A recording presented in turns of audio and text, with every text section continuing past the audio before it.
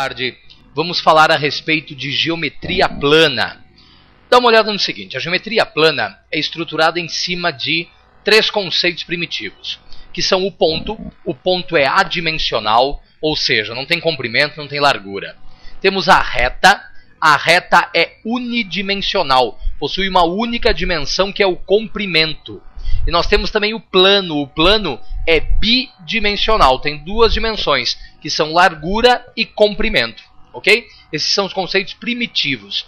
Além dos conceitos primitivos, nós temos que falar a respeito dos postulados ou axiomas da geometria. O que é um postulado ou um axioma? São proposições aceitas como verdadeiras, sem demonstração, e que servem de base para o desenvolvimento de uma teoria. Observa. Em uma reta, bem como fora dela, existem infinitos pontos, ok? Em uma reta, bem como fora dela, existem infinitos pontos. Em seguida, a reta é infinita, ou seja, contém infinitos pontos, ok? Toda reta é infinita e é formada por infinitos pontos. Além disso, por um ponto podem ser traçadas infinitas retas, ok? Por um ponto podem ser traçadas infinitas retas. Em seguida, por dois pontos distintos, passa uma única reta. Dá uma olhada aqui. Nós temos um ponto A e um ponto B, e a gente deve lembrar que por esses dois pontos só tem como passar uma única reta, ok? Além dessa ideia, eu posso te dizer que por três pontos não colineares passa um único plano, ok? Por três pontos não colineares passa um único plano. Em seguida, por uma reta pode ser traçada uma infinidade de planos, ok? Conforme a figura ali, ó. Por uma reta pode ser traçada uma infinidade de planos. Em seguida, se uma reta tem dois pontos distintos em um plano, então a reta está contida nesse plano. Olha a figura. Nós temos um ponto A e um ponto B que estão contidos no plano alfa. Quer dizer, então, que a reta que passa por eles, uma reta R, tem que estar contida também no plano alfa. Agora, vamos falar a respeito de ângulos. Observe o seguinte, quando nós falamos de ângulos, a gente começa dizendo o seguinte: ângulo é a abertura formada por duas semirretas, que possuem um extremo comum, que se denomina vértice. Dá uma olhada. Os elementos de um ângulo são o vértice, a semirreta, né, duas semirretas, o ângulo interior, né, existe o interior do ângulo, mas também existe o exterior do ângulo. Se a gente somar o interior do ângulo com o exterior do ângulo, nós temos um giro completo que equivale a 360 graus. Precisamos lembrar que a medida de um ângulo pode ser feita de duas maneiras. A gente pode trabalhar com a medida de um ângulo utilizando grau. E o que é o grau? Grau é a medida que corresponde a uma das 360 partes de uma circunferência. O grau é originário da civilização babilônica. Eles dividiam uma circunferência em 360 partes iguais, porque eles acreditavam que era o número de dias do ano. O que é que acontece? Com isso, cada uma dessas divisões equivale a 1 grau. A gente pode verificar isso na figura, ok? O que é que a gente deve perceber?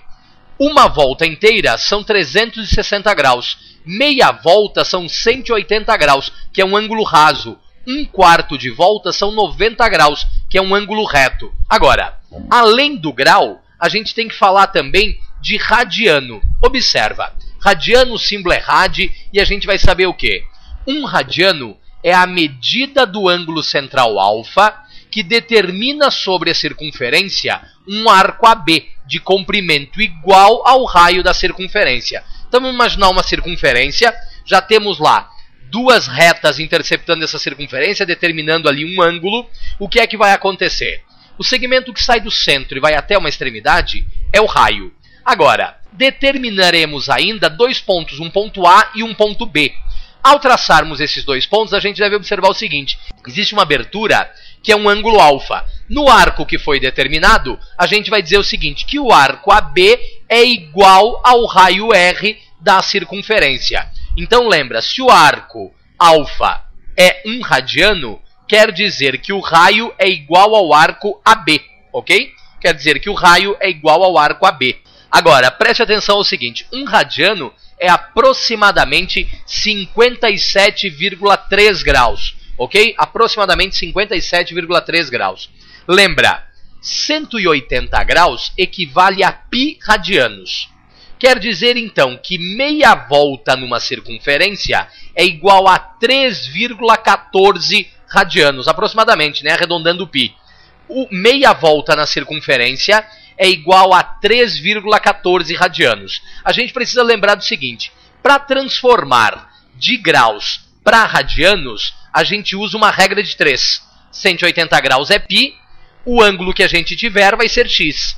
Para transformar de radianos para graus, a gente vai pegar e vai trocar o π por 180, ok? Então, de graus para radianos, uma regra de 3. De radianos para graus, a gente troca o π por 180. Sabendo disso, eu preciso lembrar de uma coisa. O que é uma bissetriz? Bissetriz é o segmento que divide um ângulo em duas partes iguais. Observe, imagina que nós temos lá um ângulo e aí eu vou traçar a bissetriz. A bissetriz vai dividir aquele ângulo ali em dois pedacinhos iguais. Lembra, bissetriz divide o ângulo em duas partes iguais. Né? Bissetriz é o segmento que sai do vértice, dividindo o ângulo em duas partes iguais. A respeito dos ângulos, a gente vai falar do seguinte. A gente precisa classificar os ângulos de acordo com a sua medida. Para começar, eu posso ter um ângulo convexo. Ângulo convexo é qualquer ângulo maior que 0 e menor que 180. Depois disso, nós teremos um ângulo agudo. Ângulo agudo é aquele ângulo maior do que 0 e menor do que 90. Em seguida, eu tenho o ângulo reto. Ângulo reto é a ideia mais simples, é o ângulo de 90 graus, ok? Ângulo reto é um ângulo de 90 graus. Depois do ângulo reto, a gente fala do ângulo obtuso. Ângulo obtuso é todo e qualquer ângulo maior do que 90 graus e menor que 180 graus, ok? Então nós temos aqui ângulo obtuso. Agora, precisamos classificar também em relação à sua soma. Existem ângulos complementares. O que são ângulos complementares? Ângulos complementares são os ângulos que, quando somados, resultam 90 graus. Então, se eu somar o ângulo A com o ângulo B, a gente obtém aqui 90 graus. O que são ângulos suplementares? Ângulos suplementares são ângulos cuja soma vale 180 graus. Então, na figura, o ângulo C mais o ângulo D resultam em 180 graus. Complementares, soma 90. Suplementares, soma 180, ok? Em seguida, precisamos classificar os ângulos em relação à sua posição. Observe, nós podemos ter ângulos adjacentes. Ângulos adjacentes são ângulos consecutivos que não possuem um ponto interior em comum. Ok, professor, mas o que são ângulos consecutivos? Ângulos consecutivos são ângulos que possuem o mesmo vértice e um lado comum. Ok? Ângulos consecutivos possuem o mesmo vértice e um lado comum. E ângulos adjacentes são aqueles que são consecutivos, mas que não possuem um ponto interior em comum. Ok? Agora, precisamos falar também a respeito de ângulos opostos pelo vértice. O que é que a gente vai ter aqui para ângulos opostos pelo vértice? Bom, todo e qualquer ângulo oposto pelo vértice é congruente. Significa dizer, então, que eles apresentam o mesmo valor, ok? Ângulos opostos pelo vértice são congruentes, apresentam o mesmo valor. Dá uma olhada nesse exemplo. O que é que a gente vai dizer? Calcule o valor de x e a medida do ângulo indicado na figura abaixo. Bom, vamos traçar lá duas retas que se interceptam em um único ponto, são retas concorrentes, e a gente vai dizer que tem ali dois ângulos. Um deles mede 16x menos 20. O outro mede 13x mais 7.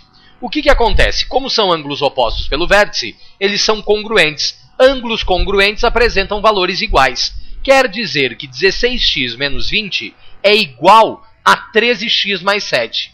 Nós vamos operar essa expressão e determinamos que 3x é igual a 27. Consequentemente, x é igual a 9 graus. Cuidado, x é a medida do valor lá, né? Ó, calcule o valor de x. A medida do ângulo indicado na figura é quando a gente pega o x e substitui lá no lugar dele. Então, 16 vezes 9 menos 20 vai nos resultar em 124 graus. Assim como 13 vezes 9 mais 7 também resulta em 124 graus. Afinal de contas, são ângulos opostos pelo vértice e ângulos opostos pelo vértice apresentam o mesmo valor.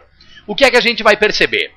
Sabendo isso, eu vou te falar a respeito dos ângulos formados por duas retas paralelas cortadas por uma reta transversal. Dá uma olhada aqui, temos as duas paralelas e a transversal. Determinaremos um grupo de ângulos. Eu vou te determinar aqui os ângulos 1, 2, 3, 4, 5, 6, 7 e 8. E eles apresentam uma nomenclatura específica. Observa. Primeira regra, eu posso te falar dos ângulos alternos internos. Ângulos alternos internos possuem valores iguais. E na figura, quem seriam os alternos internos? Os ângulos 3 e 5, os ângulos 4 e 6... são ângulos alternos internos. Ângulos alternos internos são ângulos congruentes, ok? Em seguida, a gente tem os ângulos alternos externos. Ângulos alternos externos também são ângulos congruentes, apresentam o mesmo valor. Quem são eles? Os ângulos 1 e 7 e os ângulos 2 e 8. São ângulos alternos externos. O terceiro item. Ângulos colaterais internos. Quem são os colaterais internos? Os ângulos 4 e 5 e os ângulos 3 e 6. Note uma coisa. Ângulos colaterais internos são ângulos suplementares. Quer dizer que quando nós somamos esses ângulos, a gente chega a 180 graus. Temos também os ângulos colaterais externos. Quem são eles? Os ângulos 1 e 8 e os ângulos 2 e 7, ok? Ângulos colaterais externos também são ângulos suplementares.